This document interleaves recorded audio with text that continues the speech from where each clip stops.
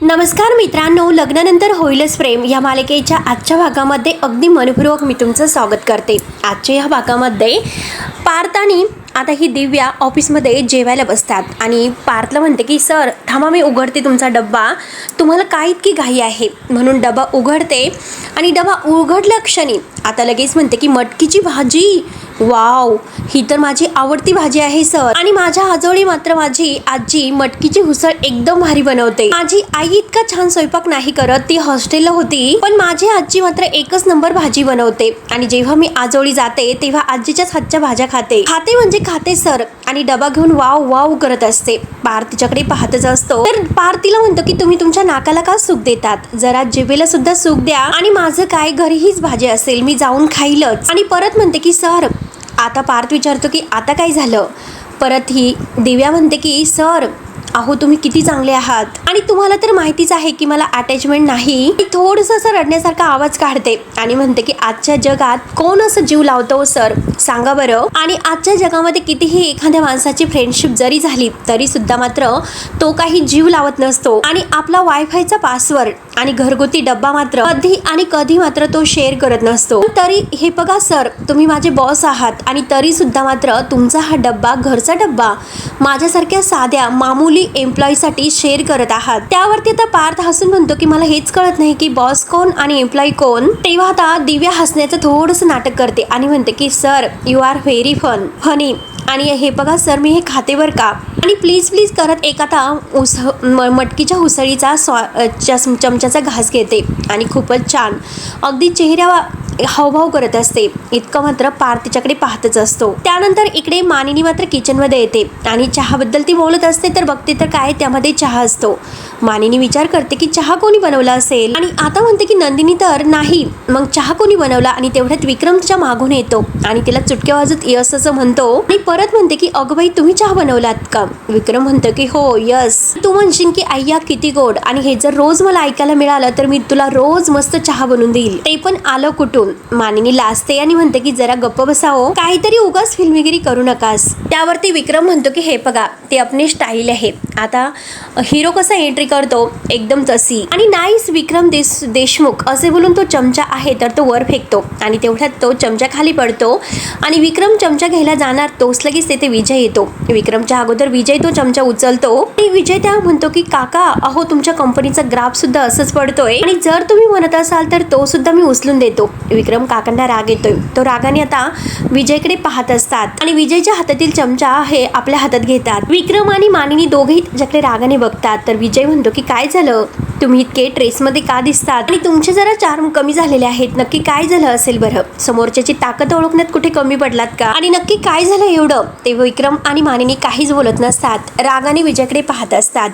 त्यानंतर आता इकडे ही दिव्या मात्र मस्तपैकी मटकीच्या उसळीवर ताव मारत असते आणि पार्थला म्हणते हो खूपच छान झालेली आहे, वाव वाव. तेव्हा पार्थ म्हणतो की सगळं खा, पण माती कशाला खातात बरं. त्यावरती आता लगेच दिव्या विचारते की सर माती, आणि मला नाही कळालं की तुम्ही नक्की काय बोलतात. पार्थ म्हणतो की हो ना, तुम्हाला खरंच काही कळत नाही. आणि काल रात्री म्हणजे जेव्हा तुम्ही मला फोन केला होता त्यावेळेस काय बोललात बरं. थँक्यू सर, इतक्या रात्री 2 वाजता तुम्ही माझ्यासाठी आलात. त्यावरती दिव्या म्हणते की अहो सर बरोबरच आहे, मग इतक्या रात्री तुम्ही माझ्या मदतीसाठी आलात, मग मी तुम्हाला थँक्यूच म्हणणार, तुमचे आभारच मानणार ना. तर पार्थ म्हणतो की मग संदर्भ देऊन मात्र इतकी बोंबाबोंब करण्याची काय गरज होती, तेथे माझी बायको होती. बायको म्हटल्यानंतर दिव्याला लगेच जोराचा ठसका लागतो आणि माझी सुद्धा अशीच अवस्था झाली होती असे तो म्हणतो. तर दिव्या म्हणते म्हणजे काव्य मॅडमने ऐकलं का सर, आणि कसं ऐकलं. पार्थ म्हणतो की हो ना, त्यांना कान आहे आणि त्या कानाने ऐकलं. आणि काय बोलतात तुम्ही, तुमचं तुम्हाला कळतं का. फोन मात्र लाऊड स्पीकरवर होता आणि तुमचं तर काय, उचलली जीभ लावली टाळूला, अगदी बोलत सुटता. फोन स्पीकरवर आहे किंवा नाही हे काहीच बघत नसतात. आणि तुमच्यामुळे माझी बायको आल्याला चिडली. त्यावरती दिव्या विचारते की चिडली, तुमची बायको चिडली. आणि बघा, मी तुम्हाला म्हटले होते की बायका हे नवऱ्यावर चिडतातच आणि त्या संशय घेतच असतात, त्यामुळे मी तुम्हाला म्हटलं होतं की त्यांना काही खरं सांगू नका. तेव्हा आता पार्थ म्हणतो की अहो काय खरं सांगू नका म्हणजे तुमचं चुकलं. आणि परत म्हणतो की माझंच चुकलं, मी माझ्या मनाला पाहिजे वाटेल तेच करायला पाहिजे होतं, आणि तुमचं ऐकलं. जे काही मी लपवलं, खोटं बोललो त्यांच्याशी, आणि तेच त्यांना नाही आवडलं, आणि नाही दुसऱ्या कोणाच्या तरी मदत केली आणि त्यांनी कौतुकच केलं, त्यांना ते आवडलं. तिसऱ्या कुणामुळे तरी आमच्यामध्ये दुरावा यायला नकोय. आणि परत म्हणते की सर आय एम सॉरी, मला बोलण्याची मेंटॅलिटी कळते. आणि तेवढ्यात तिच्या अंगावर आता भाजी सांडते आणि परत ती पार्थवरच आडायला सुरुवात करते आणि म्हणते की सर पुसा लवकर, माझा फेवरेट ड्रेस आहे, प्लीज लवकरात लवकर पुसा. त्यावरती आता पार्थ म्हणतो की अहो तुम्ही काय बोलतात, मी का पुसायचं. तेव्हा आता दिव्या म्हणते की सर अहो माझे हात बघा, खराब आहेत, तेलकट आहेत, प्लीज सर पुसा ना हो. अहो माझा लकी ड्रेस आहे, प्लीज माझा फेवरेट आहे तो. त्यावरती आता पार्थ म्हणतो की मग काय करायचं. दिव्या काही ऐकायला तयार नसते. दिव्या म्हणते की प्लीज प्लीज सर मी तुम्हाला रिक्वेस्ट करते. पार्थ नाही नाही करत असतो आणि ती आता तिचे हात दाखवते आणि म्हणते की सर हे बघा, जर मी पुसायला गेले तर आणखीन ड्रेस खराब होईल, प्लीज प्लीज. आता मुद्दाम ते हे सर्व नाटक करत असते पार्थला जवळ घेण्यासाठी. तेवढ्यात मात्र पार्थ हा टिश्यू पेपर घेतो आणि येता बाहेर आता एम्प्लॉई आहे आणि त्याच वेळेस आता त्या दिवशी फोटो काढणाऱ्या एम्प्लॉईनी आज सुद्धा हे बघितलेलं असतं आणि पार्थ मात्र टिश्यू पेपर घेऊन तिचा आता ड्रेसवर सांडलेली भाजी पुसत असतो आणि ती एम्प्लॉई हे सर्व पाहते आणि तिला हे विचित्रच वाटतं. तेव्हा मात्र ती पुन्हा फोटो काढून घेते. त्यानंतर मात्र पार्थ हा दिव्यावर फारच चिडतो आणि म्हणतो की मिस दिव्या, तुम्ही मला काही पण करायला लावता आणि मी सुद्धा करतोय आणि कुणाच्या बावटपणाला मी इतकं खतपाणी कधीही घातलेलं नव्हतं. तेव्हा आता दिव्या लगेच म्हणते की सर खरंच मी किती स्वच्छ मनाची आहे असं तुम्हाला सुद्धा वाटत असेल आणि न अडखळता तुम्ही माझी मदत करतात, हो की नाही, आणि थँक्यू म्हणते. त्यावरती पार्थ म्हणतो की हे बघा, आता ही सगळी नाटकं आहे तर ती जरा बंद करा आणि जरा काम जास्त करा. दिव्या म्हणते की हो. आणि हे बघा सर, तुमचं जर काही खाऊन झालं असेल तर प्लीज, आता मला भूक लागलेली आहे, मी खाऊ का माझ्या डब्यातलं. त्यावरती दिव्या म्हणते की हो सर, आहे ना, भरपूर शिल्लक आहे, मी देते तुम्हाला. आणि पार्थला ती आता भाजी वगैरे वाढत असते आणि बास का असं म्हणते. पार्थ आता रागानेच बास बास करत असतो आणि दिव्या आता हसते. अगदी हसल्यावरही सगळं काही आता ती पार्थला गुंडाळण्याचा प्रयत्न करत आहे. छान झाली भाजी, एकदम मस्त झाली. तेवढ्यात आपल्या केसांचा क्लच आहे तर तो काढते आणि पार्थच्या बॅगला लावते, आता त्या बंदाला लावते आणि पार्थकडे बघत असते. पार्थ मात्र आता तिच्याकडे बघतो आणि म्हणतो की काय बघतात. त्यावरती आता मुद्दाम म्हणते की सर तुम्ही किती मन लावून खातात हो. आता पार्थ रागानेच म्हणतो की शिकू का तुम्हाला. दिव्या म्हणते की नकोय.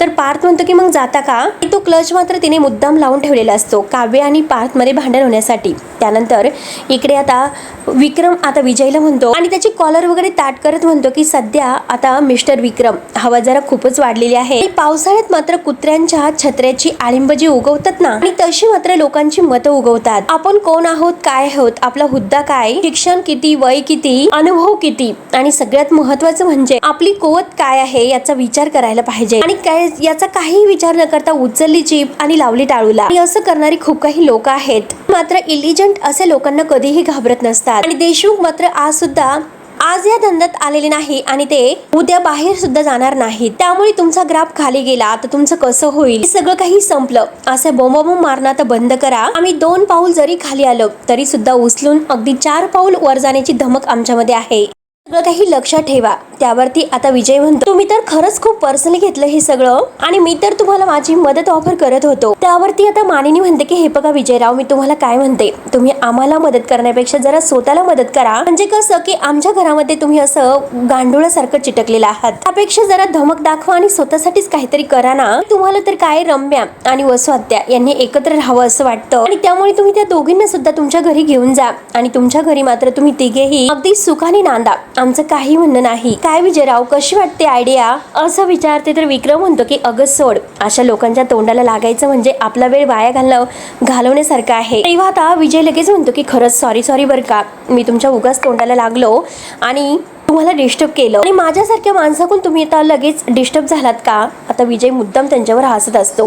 विक्रम आणि मानिनी रागाने पुन्हा त्याच्याकडे पाहतात आणि विजय लगेच बाहेर निघून जातो. तेव्हा आता मानिनी म्हणते की कठीण आहे हा माणूस आणि बरोबर तो त्याला मांडगुळ असा शब्द बरोबर वापरला असतो, त्याच लायकीचा आहे आणि त्या बांडगुळाला उपटून असं मी फेकून देणार आहे. आणि बेस्ट आर्किटेक्ट फर्म इयर हा जेव्हा मला अवॉर्ड म्हणजे जाहीर होईल त्यावेळेस मात्र माणसाला मी दाखवूनच देईल मी सुद्धा नावाचा विक्रम आहे म्हणून. आणि जाऊन दे सोड, त्याने तर आपला सगळा काही मूड खराब करून टाकलेला आहे आणि आपला चहा सुद्धा थंड होतोय, चल आपण लवकरात लवकर घेऊ. त्यावरती मानिनी म्हणते की हो हो चला, तुम्ही सुद्धा माझ्याबरोबर चहा घ्या. आणि मानिनीला हसू येते. मानिनी म्हणते की तुमचं ते उदाहरण मला आवडलं बरं का, कुत्र्यांच्या छत्र्याचं. आता विक्रम हसतो आणि म्हणतो की तुला देईन बरं का आता एक ठेवून. दोघांचं आता छान सुरू असतं. त्यानंतर इकडे काव्या आईला घेऊन रूम मध्ये येते आणि त्या बाळासाठी काहीतरी करत आहे. तर शारदा म्हणते की अगं हे नकोय. काव्या म्हणते की आई बघ ना अगं हे मऊ आहे जरा. शारदा म्हणते की नाही, यापेक्षा ही मऊ असायला हवं. तेव्हा काव्या म्हणते की हो ना तर शारदा म्हणते की अगं बाळाचा जीव खरंच किती नाजूक असतो. तेव्हा काव्या म्हणते की हो ना, आईच्या पोटात मात्र बाळ हे खूपच नाजूक आणि मऊ असतं. मऊ त्याला सगळं काही भेटतं, परंतु जेव्हा बाहेर येतो तेव्हा मात्र आता आपण त्याला खरंच कसा स्पर्श देतो. आणि अगं आई तुला माहिती आहे का, एकदा मी चेकअप साठी गेले होते आणि तेव्हा तिथे एक बाळ मात्र सतत रडत होतं आणि जेव्हा मी त्या बाळाला घेतलं माझ्याकडे तेव्हा ते बाळ मात्र शांत राहिलं. त्याच्या आईकडे मात्र ते शांत राहत नव्हतं आणि त्यांनाही बिचाऱ्यांना कळतच नव्हतं की बाळ माझ्याकडे का राहतं आणि त्यांच्याकडे का राहत नाही. मग शेवटी मीच त्यांना सांगितलं तुमच्या ड्रेसवर जी डिझाईन आहे ना तर ती बाळाला टोचते म्हणून, आणि माझा ड्रेस मात्र प्लेन आणि मऊ आहे त्यामुळे बाळ माझ्याकडे नाही रडत. आता शारदा तिच्या चेहऱ्यावरून हात फिरवते आणि म्हणते की काव्या तुझ्या बाबतीत खरंच कधी असं वाटलं नव्हतं, पण आता वाटतं सुद्धा एक छान आई होशील, एकदम अशी नंदिनी सारखी. आणि तेवढ्यात नंदिनी तेथे येते आणि आपल्या पोटाला हात लावते. तेव्हा आता शारदा म्हणते की नंदिनी अगं बस ना बस. तेव्हा नंदिनी आता खाली बसते आणि विचारते की हा सगळं काय आहे, काय पसारा मांडून ठेवलेला आहे तुम्ही. तेव्हा आता काव्य म्हणते की अगं आई म्हणाली की आपल्या साड्यांची आणि ओढण्यांची दुपटी शिवावी, म्हणजे बाळाला मऊ स्पर्श सुद्धा मिळेल आणि आपल्या मायेची ओप सुद्धा मिळेल. तेव्हा आता नंदिनी म्हणते की हो ना, प्रश्नच नाही, कारण कपडे वापरून वापरून सुद्धा मायाळ होतात. आणि नंदिनी मात्र आईला म्हणते की अगं पण तू इतक्या अगोदरपासून कशाला तयारी करतेस बरं. आई म्हणजे इतक्या लवकर तयारी करू नये असं म्हणतात ना. आपण मात्र काही काही प्लॅन करतो आणि काहीच्या काही पण होऊन बसतं. काव्य आणि शारदा मात्र नंदिनीच्या बोलण्याकडे पाहत असतात, तिच्याकडे बघतात, नक्की ही असं का बोलत असेल. तेव्हा शारदा नंदिनीला विचारते की नंदिनी अगं हा कोणता सूर लावलेला आहेस तू. त्यावरती काव्य म्हणते की हो ना, नाहीतर काय अगं आम्ही फक्त बघत होतो कुठल्या साड्या कुठल्या ओढण्या आपण वापरू शकतो. आम्ही गोधडी आणि दुपटी शिवून नाही आणलीत मग, आणि जसे पार्थने बूट आणले होते. त्यावरती आता हे ऐकून शारदा विचारते की काय बोलतेस काव्या, पार्थरावांनी बूट आणले होते. काव्य म्हणते की हो आणले होते आणि ते लपून सुद्धा ठेवले. तेव्हा आता काव्य परत म्हणते की ते तर त्यांचं काहीच नाही, पण जीवानी त्याही पेक्षा मोठा सिक्सर मारलेला आहे. तर त्याने तर डायरेक्ट एक मोठा लाकडी पाळणा आणला, त्यामध्ये दोन्ही बाळ व्यवस्थित झोपू शकतील. आता हे ऐकून शारदाला हसू येते. आता काव्याच्या मोबाईलवर फोन येतो. काव्य म्हणते की 1 मिनिट मी आलेच. तेव्हा लगेच आता शारदा ही नंदिनीला म्हणते की तैवलीचा जावई सुद्धा तैवली सारखाच आहे. नंदिनी तुला माहिती आहे का, तुझ्या बाबांनी तुझ्या वेळेस मात्र असाच मोठा एक पाळणा आणला होता आणि त्यावेळेस मात्र सासूबाईंनी इतकी तोप तोंडाची चालवली होती. तेव्हा नंदिनी म्हणते की हो ना, आणि आईंनी सुद्धा जीवांना सुनावलं आणि असं म्हणालेत की गोष्टी अगोदर पासून जर सगळ्या केल्या तर मात्र नजर लागते. तेवढ्यात नंदिनीचा चेहरा मात्र गंभीर होतो. शारदा तिच्याकडे बघते आणि विचारते की नंदिनी काय झालं, तू का विचार करतेस, कसला विचार करतेस, आणि जर काही दुखत फुकत असेल तर सांग मला, मनात काही ठेवू नकोस. शेवटी आईच्या नशिबाचा तुकडा हा मुलीच्या कामी येतोच, आणि जर काही मनात असेल तर प्लीज सांग ना. तेव्हा आता नंदिनीच्या डोळ्यात पाणी येतं आणि जीवाने आणि तिला किती आनंद झालेला असतो ते क्षण मात्र त्यांना तिला आठवतात.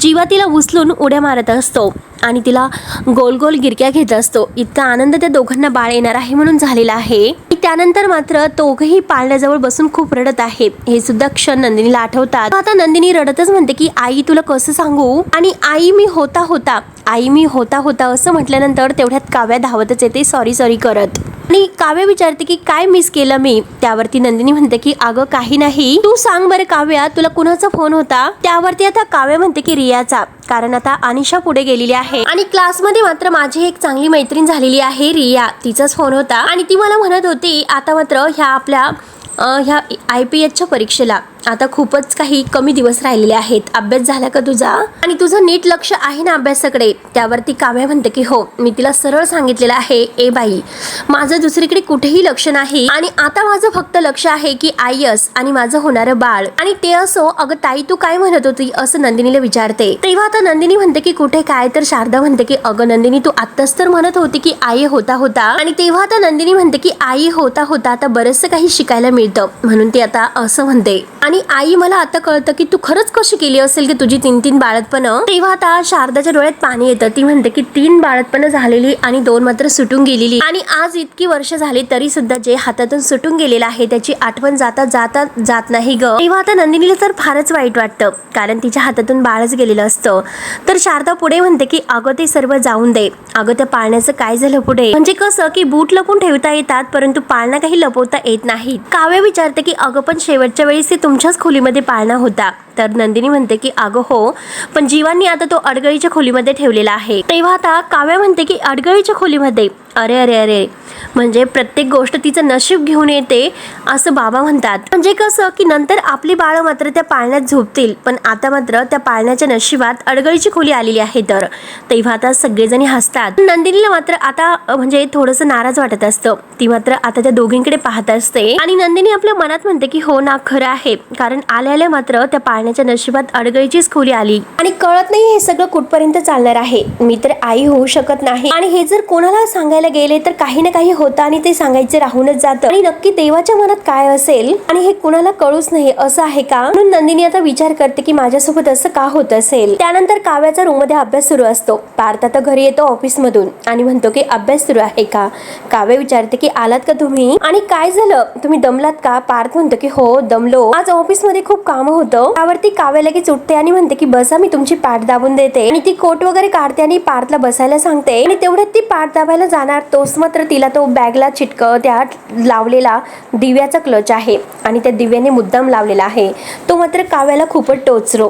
ती म्हणते की आई ग. पार्थ विचारतो की काय झालं. तेव्हा आता पार्थ विचारतो की काय झालं. आता काव्य त्या क्लच कडे बघत असते आणि म्हणते की सवतीचं दुःख. पार्थ विचारतो की अहो काय टोचलं नेमकं तुम्हाला. तर काव्य लगेच तो क्लच दाखवते. पार्थ विचारतो की हे काय आहे. त्यावरती काव्य म्हणते की तुम्ही पुरुषच आहात ना, तुम्ही रोज ऑफिसला जातात, म्हणजे जनरली लग्न झाल्यावर आणि ऑफिसला जाणारा नवरा आहे तर तो बायकोसाठी गजरा वगैरे घेऊन येतोय, पण तुम्ही आजपर्यंत काही आणलेले नाही. तो विषय सोडा, पण आज मात्र तुम्ही हेअर क्लिप आणलेली आहे आणि ते पण त्या बॅगला लावून, आणि वर मात्र तुम्ही मला विचारतात की हे सर्व काय आहे म्हणून. अहो पार्थ देशमुख, तुम्ही सांगितलं पाहिजे की हे नक्की काय आहे बरं. त्यावरती आता पार्थ म्हणतो की मला नाही माहिती. काव्य विचारते की असं कसं माहिती नसेल, सांगा मला की तुमच्या आसपास अशा मुली फिरतात का, त्या गातात तुमच्यासाठी. आता ती गाणं म्हणते आणि आता आपले केस पुढे करते. असं कोणी गातं का असं विचारते. त्यावरती आता लगेच पार्थ नाही म्हणतो. काव्य म्हणते की आज तुमच्या बॅग वरती क्लिप आहे, उद्या शर्ट वरती केस असतील आणि रुमालावरती लिपस्टिक असेल,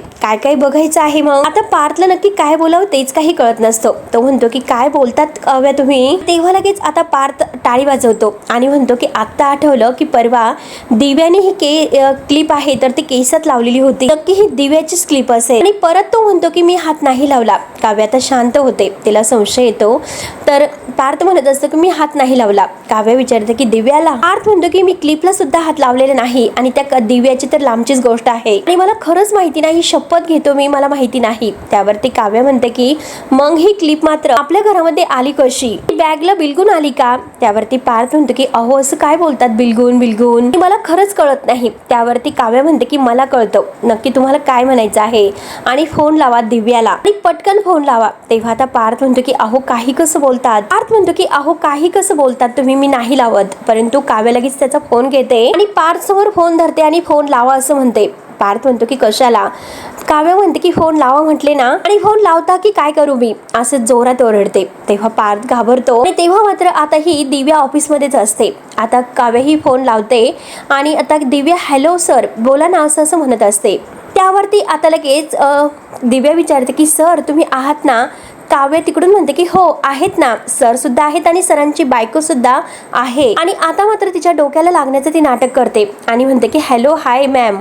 तेव्हा काव्य लगेच म्हणते की हाय दिव्या, मी काव्या बोलते. तू दिव्याच बोलतेस ना. हो हो दिव्या देशपांडे बोलतेस. काव्य विचारते की तू कुठे आहेस ग. दिव्या म्हणते की मी ऑफिस मध्ये आहे. आणि काव्य विचारते की तू केस मोकळे सोडलेत की बांधलेत. तेव्हा आता दिव्या केसाला हात लावते आणि म्हणते की काव्य पुन्हा विचारते की केस तू मोकळे सोडलेत की बांधलेत. तेव्हा आता दिव्या म्हणते की अहो मॅम मी बांधलेले आहेत, तुम्ही का असं विचारतात. दिव्या काव्य म्हणते की असं कसं तू बांधलेस आणि असं कसं तू केस बांधले, तुझ्या केसांची क्लिप तर माझ्या नवऱ्याच्या बॅगला होती. त्यावरती आता दिव्या म्हणते की माझी क्लिप आणि ती आपल्या डोक्याला जी काही क्लिप आहे तर ती काढते आणि परत म्हणते की हो अहो मॅम मी केव्हाची ती क्लिप शोधत आहे. मला तर असं वाटलं होतं की ती क्लिप मात्र मी माझ्या पर्सच्या हँडलला आणि सॉरी अहो मॅडम चुकून मात्र मी माझ्या बॅगच्या हँडलला लावण्याऐवजी ती सरांच्याच बॅगेच्या हँडलला लावली आणि सो सॉरी मॅम. तेव्हा आता काव्य विचारते की म्हणजे तुझं काय म्हणणं आहे की हे सगळं तू चुकून केलंस. त्यावरती आता लगेच दिव्या म्हणते की मी मुद्दाम का करेल बरं मॅम. खूपच घाबरलेली असते. पार्थ सर माझे बॉस आहेत आणि मी त्यांची एम्प्लॉई आहे. कुठल्या हक्काने मी माझ्या डोक्याची क्लिप त्यांच्या बॅगला लावणार बरं. तेव्हा आता काव्य म्हणते की ठीक आहे तुला जे विचारण्यासाठी फोन केला होता तेच विचारते, जरा स्पष्टच विचारते. दिव्या म्हणते की हो मॅम विचारा ना काय झालं बरं. काव्य म्हणते की मी तुला हे विचारायला फोन केला आणि हे बघ मला तुला असं विचारायचं होतं क्लिप तू कुठून घेतलीस. तेव्हा आता दिव्या म्हणते की काय तुम्ही नक्की काय बोलतात.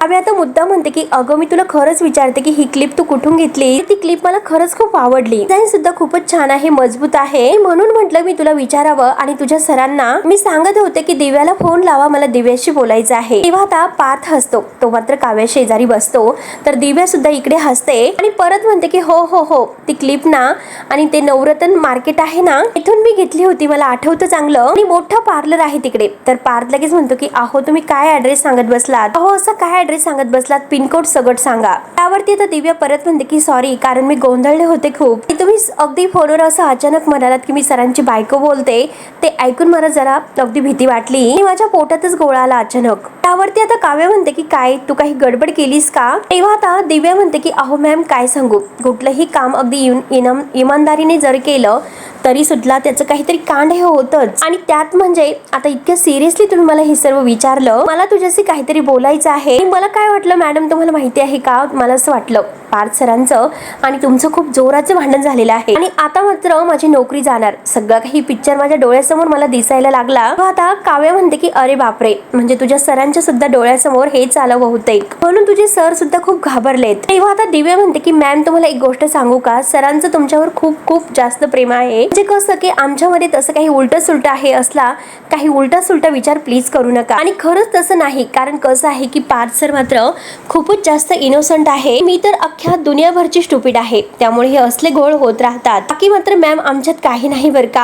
आता काव्य म्हणते की ठीक आहे आणि तू आमची काळजी मात्र करू नकोस, छोट्या छोट्या गोष्टीने तुटेल असं तकलादून आता नाही आमचं. आता पार्थ लगेच तिच्या गालाचा किस घेतो. दिव्या म्हणते की खरंच मॅम मला खूपच आवडलं, तुमच्याशी बोलून खूपच छान वाटलं. खरंच काव्य मॅम तुम्ही खरंच खूप भारी आहात आणि तुमचा बेबू सुद्धा खूपच लकी असणार आहे. आता पार्थ लगेच तोंडाला हातच लावतो, अगदी मंद पावलाने तो बाजूला होतो. तर कारण आता काव्याला मात्र हे समजलेलं असतं की याने दिव्याला सगळं काही सांगितलं म्हणून. तेव्हा आता काव्य विचारते की दिव्या अगं तुला बेबू बद्दल कसं माहिती बरं, हे नाव कसं माहिती. तेव्हा आता दिव्या म्हणते की ते तर मला पार्थ सरांनी सांगितलं, तुमच्या हातची साबुदाण्याची खिचडी, तुमचं बोलणं, तुमचं वागणं आणि तुमचं ते नाव, तुमचं हे नाव, सगळं ते मला सांगत असतात. तेव्हा आता काव्याला मात्र पार्थचा राग येतो, ती म्हणते की दिव्या मी तुझ्याशी नंतर बोलते. तेव्हा आता ती लगेच फोन कट करते आणि म्हणते की पार्थ देशमुख धरा तुमचा मोबाईल आणि मी मात्र आता या क्लिपवरून तुमची फिरकी घेत होते.